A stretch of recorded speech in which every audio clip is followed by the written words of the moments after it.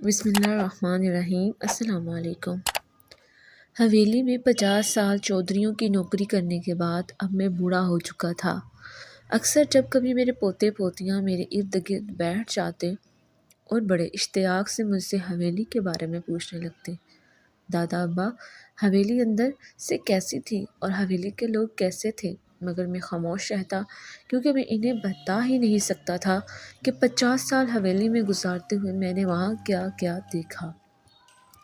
نام تو میرا فضل دین ہے مگر گاؤں میں سب مجھے فضلو کہتے ہیں۔ میری عمر 28 یا 30 برس ہوگی جب میں نے اپنے گاؤں میں موجود چودھریوں کی حویلی میں کام کرنا شروع کیا۔ اس سے پہلے میرے ابا بھی وہاں کام کرتے تھے۔ ابا کی بوڑھی ہڈیاں اب جواب دینے لگی تو پھر یہ ذمہ داری میں نے اپنے کندھوں پر اٹھا لی اور چودھریوں کی حویلی میں نوکری چاکری کرنے لگا۔ اسی سے ہمارے گھر کا گزر بسر چل رہا تھا۔ چودھریوں کی اس حویلی میں میں نے لگ بھگ 50 سال تک کام کیا اور جب کہ میری عمر 80 سال تھی اور مجھے آنکھوں سے بھی دکھائی دینا کم پڑ گیا تو اب میں اس حویلی میں کام کرنا چھوڑ دیا۔ گاؤں میں موجود ملک حیات کی یہ حویلی باہر سے دیکھنے میں جتنی بلند و بالا شاندار اور خوبصورت تھی، اندر سے اس سے بھی زیادہ خوبصورت اور عالی شان تھی۔ یہ سفید حویلی اتنی خوبصورت تھی کہ ہمارے اپنے گاؤں کے علاوہ بھی ارد گرد کے گاؤں میں اس حویلی کی خوبصورتی کے چرچے تھے، بلکہ اکثر لوگ تو ارد گرد کے گاؤں سے یہ حویلی دیکھنے کے لیے آیا کرتے تھے۔ اندر اور باہر سے یہ حویلی مکمل طور پر سفید رنگ کی تھی، اس لیے گاؤں بھر میں یہ سفید حویلی کے نام سے مشہور ہو چکی تھی۔ اب بھی اکثر جب میرے پوتے پوتیاں بڑے اشتیاق سے میرے ارد گرد بیٹھ جاتے ہیں اور مجھ سے سفید حویلی کے بارے میں پوچھنے لگتے ہیں کہ دادا ابا بتاؤ نا حویلی اندر سے کیسی تھی اور حویلی میں رہنے والے لوگ کیسے تھے، تو میں بچوں کو کسی نہ کسی بہانے ٹال دیتا ہوں، کیونکہ حویلی کے اندر کی حقیقتیں بڑی خوفناک تھی اور خاص طور پر بچوں سے کہنے والی تو بالکل بھی نہیں تھی۔ مگر اب زندگی کے اس موڑ پر مجھے یہ خیال آیا کیوں نہ میں یہ کہانی آپ سب کے ساتھ شیئر کروں۔ گھروں میں کام کرنے والا یہ جو ملازم طبقہ ہوتا ہے نا، یہ گھر کے سب رازوں سے واقف ہوتا ہے، کیونکہ ہم ملازم سارا دن جس گھر میں گزارتے ہیں، جتنی بھی رازداری و پردہ داری رکھی جائے ملازموں کے کان میں بنک پڑ ہی جاتی ہے۔ میں سفید حویلی میں کام کرتا تھا۔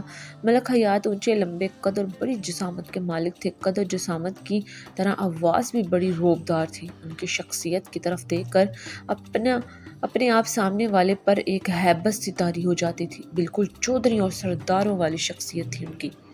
ملک صاحب کی بیوی تھی صفیہ بیگم، جن کو سب چودھرانی جی کہتے تھے۔ وہ بھی بڑے ہی رعب اور دبدبے والی شخصیت کی مالک تھی، مگر حویلی کا ایک اصول تھا، عورتوں کو ایک حد تک ہی رکھا جاتا تھا۔ حویلی کے معاملے میں، گاؤں کے کسی معاملے میں، زمین و جائیداد کے کسی معاملے میں عورتوں کی رائے لینے کا کوئی رواج نہیں تھا۔ اور ملک حیات صاحب کا ایک ہی بیٹا تھا، ملک نعمان، وہ بھی باپ کی طرح لڑک پن سے ہی حکم چلانے کا عادی تھا۔ حویلی میں کام کرتے ہوئے جب میں نے یہ دیکھتا تھا کہ صبح وہ لوگ اٹھتے اور میز پر ناشتے کے لیے طرح طرح کی چیزیں موجود ہوتی تھی، کھانے والے 3 لوگ تھے اور میز بھرا پڑا ہوتا تھا۔ اس کے بعد دوپہر کو گھر میں صرف چودھرانی جی موجود ہوتی تھی۔ چودھری صاحب ان کا بیٹا دن بھر میں کبھی کبھار ہی گھر آتے تھے، ورنہ تو اپنے کاموں میں مصروف رہتے تھے، اور رات کے وقت پھر سے اس طرح ٹیبل سجتی تھی، اور اگر گھر میں کوئی مہمان آ جاتا پھر تو کوئی حد ہی نہیں ہوتی تھی۔ حویلی کے ان افراد کو اتنی عیش و مسرت بڑی زندگی گزار کر اکثر میرے دل میں ایک حسرت ابھرتی کہ اے پروردگار، تیری بانٹ بڑی ہی عجیب ہے۔ کسی کو اتنا دیا ہے کہ اسے سنبھالا بھی نہیں جا رہا، اور کسی کو اتنا دیا ہے کہ اس کے پاس پورا ہی نہیں آ رہا۔ یہ تیری رمز تو ہی جانے۔ مگر پھر جیسے جیسے حویلی میں میرا وقت گزرتا گیا اور میں ملک صاحب کی زندگی اور ان کے مصروفیات، ان کی عادت کے بارے میں جاننے لگا، تو اکثر مجھے اپنے ابا کی کہی ہوئی ایک بات یاد آ جاتی تھی۔ جب میں لڑکپن کی حدودوں میں تھا تو اکثر ابا سے کہا کرتا تھا، ابا یہ لوگ کتنے امیر ہیں، ان کے گھر میں 4 گاڑیاں، اور ہمارے گھر میں یہ ٹوٹی پھوٹی سی سائیکل۔ تو ابا میرے سر پر اب پیار سے ہاتھ پھیرتے ہوئے کہتے، دیکھو فضلو بیٹا، یہ جو دولت جائیداد ہوتی ہے نا، یہ بھی سانپ ہوتا ہے، سانپ، یہ کب انسان کو ڈر سے پتہ نہیں چلتا۔ اور اب باقی یہ بات سن کر میں حیران ہو کر ابا کے چہرے کی طرف دیکھتا اور کہتا تھا، ابا دولت جائیداد انسان کو کیسے ڈر سکتی ہے بھلا؟ تو ابا میرے سر پر ایک چت لگاتے ہوئے کہتے، ارے بے وقوف انسان، یہ جو دولت جائیداد ہوتی ہے نا، یہ اللہ تعالیٰ کی آزمائش ہے۔ کوئی انسان سنبھال جاتا ہے اور کوئی اس دولت جائیداد کو اللہ تعالیٰ کے بتائے ہوئے طریقے سے استعمال کرتا ہے اور خرچ بھی کرتا ہے، مگر کوئی انسان سنبھال نہیں سچ پاتا کہوں اور تو بہک زیادہ تر جاتا ہے، لوگ بلکہ بہک سچ ہی کہوں جاتے تو ہیں۔ اس لیے جو اللہ دے نا اس میں راضی رہنا چاہیے، دوسروں کی طرف دیکھ کر آہیں نہیں بھرنی چاہیے، اس طرح اللہ تعالیٰ ناراض ہوتے ہیں۔ اور اب جب حویلی میں کام کرتے ہوئے مجھے کافی عرصہ گزر گیا تھا تو اب مجھے ابا کی بات سمجھ آئی تھی کہ وہ کیوں کہا کرتے تھے کہ دولت جائیداد آزمائش ہے اور انسان بہک جاتا ہے۔ سفید حویلی اس طرح نہیں ہوئی تھی کہ ایک نیچے کا پورشن تھا اور نیچے کے پورشن سے دو اطراف سے سیڑھیاں اوپر کو جاتی تھی۔ نیچے بھی بے شمار کمرے تھے، بڑا سا ہال تھا، اوپر بھی بے شمار کمرے تھے اور ایک بڑا سا ہال تھا۔ حویلی میں کچھ عرصہ کام کرنے تک مجھے یہی معلوم تھا کہ حویلی کے 2 ہی حصے ہیں، مگر پھر ایک رات مجھے معلوم ہوا حویلی کے 2 حصے نہیں، حویلی کے 3 حصے ہیں۔ جی ہاں، ایک رات جب سردی کا موسم تھا، میں اور حویلی کا چوکیدار ہم دونوں گراج میں بیٹھے آگ تاپ رہے تھے۔ رات تقریباً 12 بجے کا وقت تھا۔ چوکیدار وہاں بیٹھا ہوا تھا کیونکہ بڑے صاحب واپس نہیں لوٹے تھے اور اسے تب تک جاگنا ہی تھا۔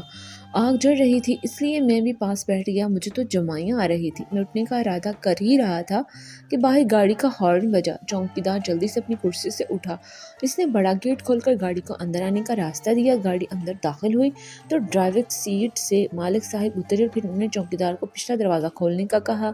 چوکیدار جلدی سے آگے بڑھا اور گاڑی کا پچھلا دروازہ کھولا۔ میں یہ دیکھ کر حیران تھا، گاڑی کی پچھلی سیٹ پر ایک لڑکی بے ہوش حالت میں پڑی ہوئی تھی۔ مالک صاحب نے چوکیدار سے کہا لڑکی کو باہر نکالو اور ساتھ ہی مجھے اشارہ کیا کہ چوکیدار کا ساتھ دو۔ ہم دونوں آگے بڑھے۔ چوکیدار نے اس بے ہوش لڑکی کو بازوؤں سے اور میں نے اسے پاؤں سے اٹھایا۔ میں یہ منظر دیکھ کر اس قدر خوفزدہ تھا کہ میرے پاؤں کانپ رہے تھے۔ ہم دونوں نے جیسے لڑکی کو گاڑی کے اندر سے باہر نکالا، ملک صاحب اندر حویلی کی طرف مردان حویلی کے نیچے پورشن میں جانے لگے جو کہ مردان خانے کے لیے جایا جاتا تھا۔ مردان خانے کے ایک کمرے میں داخل ہو کر انہوں نے بیڈ کے پاس سے ایک قالین کا ٹکڑا اٹھایا اور فرش سے ایک لکڑی کا ڈھکن اٹھایا۔ جیسے ہی وہ لکڑی کا ڈھکن اٹھایا تو نیچے کو سیڑھیاں جاتی ہوئی نظر آئیں۔ میں یہ منظر دیکھ کر حیرت زدہ تھا کیونکہ حویلی میں کام کرتے ہوئے مجھے 6 ماہ گزر چکے تھے مگر ابھی تک میں نے یہ خفیہ کیمرہ نہیں دیکھا تھا۔ مالک صاحب نے ہمیں اشارہ کیا لڑکی کو لے کر نیچے تہہ خانے میں اتر جاؤ۔ ہم دونوں نے محتاط انداز میں قدم اٹھاتے ہوئے تہہ خانے میں اترنا شروع کیا۔ سیڑھیاں اتارنے کے بعد جب ہم نیچے پہنچے تو وہاں بھی مدھم سی روشنی جل رہی تھی اور وہاں بھی ایک پورا کمرہ سجایا گیا تھا۔ ایک کونے میں بیڈ لگا ہوا تھا۔ مالک صاحب بھی ہمارے پیچھے ہی تہہ خانے میں داخل ہو گئے اور کہا کہ لڑکی کو بیڈ پر لٹا دو۔ ہم نے لٹا دیا۔ ملک صاحب نے انگلی سے ہمیں واپس جانے کا اشارہ کیا۔ جب ہم واپسی کے لیے سیڑھیوں پر پہنچے تو مالک صاحب کہنے لگے رکو۔ پھر وہ آہستہ آہستہ چلتے ہوئے سیڑھیوں کے پاس آئے اور کہنے لگے زبان بند رکھنے کا تو مجھے نہیں کہنا پڑے گا، مجھے یقین ہے تم دونوں ویسے ہی اپنی زبان بند رکھو گے۔ ہم دونوں نے تیزی سے اس بات میں سر ہلایا اور تہہ خانے سے باہر نکل آئے۔ باہر نکلتے ہوئے ملک صاحب نے ہمیں سیڑھیوں کے اوپر کھڑکی کا ڈھکن واپس رکھنے کے لیے کہا۔ ہم نے ایسے ہی کیا، وہاں سے نکلے اور اپنے کمرے کی طرف چلے گئے جہاں خوف زدہ تھا۔ میں نے چوکیدار سے بھی اس بارے میں کوئی بات نہیں کی۔ اس دن مجھے علم ہوا ملک صاحب حویلی کے اس کمرے میں مختلف لڑکیوں کو لے کر آتے تھے۔ پھر آہستہ آہستہ مجھے اس بات کے بارے میں بھی علم ہوا کہ جو لڑکیاں اپنی مرضی سے آتی تھی وہ تو ہنسی خوشی ملک صاحب کے ساتھ اس کمرے میں اترتی اور پھر ہنسی خوشی واپس بھی چلی جاتی تھی، لیکن زیادہ تر لڑکیاں یہاں بے ہوشی کی حالت میں ہی لائی جاتی تھی۔ لیکن یہ ساری کارروائی رات کے وقت ہی ہوتی تھی جب زمین پر یہ سب دیکھنے، سننے اور روکنے والا کوئی بھی نہیں ہوتا، اور اللہ وحدہ قہار کو شاید یہ لوگ بھول ہی چکے تھے۔ بلکہ ایک بار تو ایک عجیب واقعہ ہوا۔ ایک لڑکی جسے رات کو بے ہوشی کی حالت میں حویلی میں لایا گیا تھا، اسے میں نے خود ایک ملازم کے ساتھ حویلی کے تہہ خانے میں پہنچایا۔ یہ بے ہوش لڑکی پھر واپس حویلی سے کس طرح جاتی تھی اس بات سے میں اب تک بے خبر تھا۔ اس رات جب اس لڑکی کو حویلی میں لایا گیا تو اس کے چند دن بعد ملک صاحب نے اپنے بیٹے کے ساتھ بیرون ملک کے لیے روانہ ہو گئے۔ وہاں سے وہ 10 دن بعد واپس لوٹے۔ واپس آتے ہی اس رات وہ اپنے کمرے میں گئے اور پھر کچھ دیر بعد بدحواسی کے عالم میں اپنے کمرے سے نکل کر باہر ہال میں جھانکا۔ میں اپنے کمرے میں واپس جانے سے پہلے حویلی کی فالتو بتیاں بجھا رہا تھا۔ ملک صاحب نے مجھے آواز دی فضلو بات سن۔ میں جلدی سے ان کی طرف بڑھا اور کہا جی مالک صاحب، اس نے کہا کہ تہ خانے میں اتر گئی۔ میں پیچھے ہی اتر آیا۔ انہوں نے بیڈ کی طرف اشارہ کیا اور کہنے لگا یہ مر گئی ہے۔ میں نے حیرت سے اس لڑکی کی طرف دیکھا۔ یہ وہی لڑکی تھی جو 10 دن پہلے حویلی میں بے ہوشی کی حالت میں لائی گئی تھی۔ خود مالک صاحب بیرون ملک روانہ ہو گئے تھے۔ وہ لڑکی بھوک پیاس کی حالت میں یہاں تہ خانے میں مر چکی تھی۔ میں آنکھیں پھاڑے کبھی اس لڑکی کی طرف دیکھتا تو کبھی مالک صاحب کی طرف۔ پھر مالک صاحب مجھے ایک کونے کی طرف اشارہ کرتے ہوئے کہنے لگے وہاں تھوڑی اور بیلچہ پڑا ہے، کمرے کے کونے میں گڑھا کھودو، اس لڑکی کو دفن کرو اور صبح سیمنٹ وغیرہ لا کر یہ کونا دوبارہ سے پلستر کر دینا۔ تو مالک صاحب کی بات سن کر میں نے تھوک نکلا، اتنا بڑا گناہ! میرے ہاتھ پاؤں کانپ رہے تھے۔ پھر مجبوری تھی کیونکہ ملک صاحب کے آگے سوال جواب کی ہمت تو میرے اندر تھی نہیں، لہٰذا خاموشی سے وہ کام کرنے لگا جو ملک صاحب نے کہا تھا۔ اپنا کام شروع کرتے ہوئے کمرے کے کونے سے فرش کو اکھاڑ کر میں نے گڑھا کھودا، لڑکی کو اس گڑھے سے پھینکا اور پھر دوبارہ سے اس کونے کو برابر کر دیا۔ اگلے دن سیمنٹ وغیرہ لا کر ملک صاحب کی ہدایت کے مطابق اس جگہ کو پھر سے درست کر دیا۔ اب کمرے میں نام و نشان بھی محسوس نہیں ہو رہا تھا یہاں کوئی لڑکی بھی آئی تھی۔ اب میں یہ سوچ کر حیران ہوتا یہ بڑے لوگ کتنے دوگلے انسان ہیں۔ باہر پنچایت میں بیٹھ کے یہ لوگوں کے بگڑے ہوئے فیصلے درست کرواتے ہیں، خاندانوں کی لڑائیوں کی آپس میں صلح کرواتے ہیں، اور خود ان کے پاؤں کس طرح دلدل میں گھسے ہوئے ہیں۔ چترانی جی رات کو الگ کمرے میں لیٹتی تھی اور چودھری صاحب رات گئے تک مردان خانے کے اس کمرے میں اپنے دوست احباب کے ساتھ بیٹھے رہتے تھے۔ شہر سے آنے والے دوستوں کے لیے مشروب خاص بھی پیش کیا جاتا تھا۔ آدھی آدھی رات تک محفل جمائی ہوتی تھی، پھر کبھی ہوش مند لڑکیاں اور کبھی بے ہوش لڑکیاں بھی لائی جاتی تھی، اور دن چڑھتے ہی یہ لوگ سفید کلف والے سوٹ پہن کر، سر پر پگڑیاں رکھ کر بڑے عقلمند معتبر بنے پھرنے سے اپنے روزمرہ کے معمول سر انجام دینے لگتے تھے۔ حویلی کی عورتیں حویلی سے باہر قدم نہیں رکھتی تھیں، حتیٰ کہ ان کے پہننے اوڑھنے کے لیے کپڑا اور ضرورت کی چیزیں بھی شہر سے مرد لایا کرتے تھے، اور مرد ان کے لیے کالا سفید سب کچھ جائز تھا، ان کے لیے کوئی حد مقرر نہیں تھی۔ گزرتے وقت کے ساتھ ساتھ ملک صاحب بوڑھے ہو رہے تھے اور اب ان کی گدی ان کے بیٹے کو سنبھالنی تھی۔ اب وہ ہر معاملے میں، ہر فیصلے میں، ہر محفل میں اپنے بیٹے کو ساتھ ساتھ رکھتے تھے۔ باپ بوڑھا ہوتا جا رہا تھا، اب بیٹا باپ کے نقش قدم پر چلنے کو بالکل تیار بیٹھا تھا۔ جی ہاں، آپ ٹھیک سمجھ رہے ہیں، ذمہ داری، سرداری، گاؤں کے باقی معاملات کے علاوہ بیٹا ویسے بھی باپ کے نقش قدم پر چل رہا تھا۔ اب جو لڑکیاں پہلے باپ کے لیے لائی جاتی تھی اب بیٹے کے لیے آتی تھی، پہلے جو بوتلیں خاکی لفافے میں لپیٹ کر باپ کے لیے آتی تھی اب بیٹے کے لیے آتی تھی۔ تب حویلی میں ایک عمر گزارنے کے بعد، مالکوں کی اصلیت دیکھنے کے بعد، میرے دل میں یہ خیال کبھی آتا تھا کہ کاش میں بھی اس حویلی کا فرد ہوتا، مگر اب جب سوچتا ہوں کہ شکر ہے رب تعالیٰ نے مجھے اتنی دولت نہیں دی، شکر ہے میں اس حویلی کا فرد نہیں ہوں۔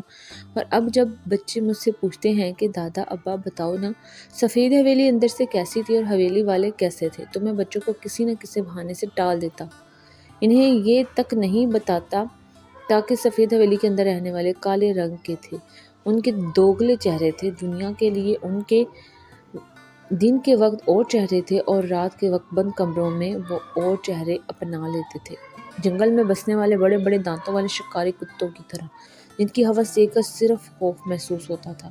اب جب میرے پوتے پوتیاں سفید حویلی کی طرف دیکھ کر حسرت بھری کوئی بات کرتے ہیں تو میں جلدی سے ان کے منہ پر ہاتھ رکھ دیتا ہوں اور کہتا ہوں دیکھو، ہر چیز دیکھ کر اس کی طرف لپکتے ہیں،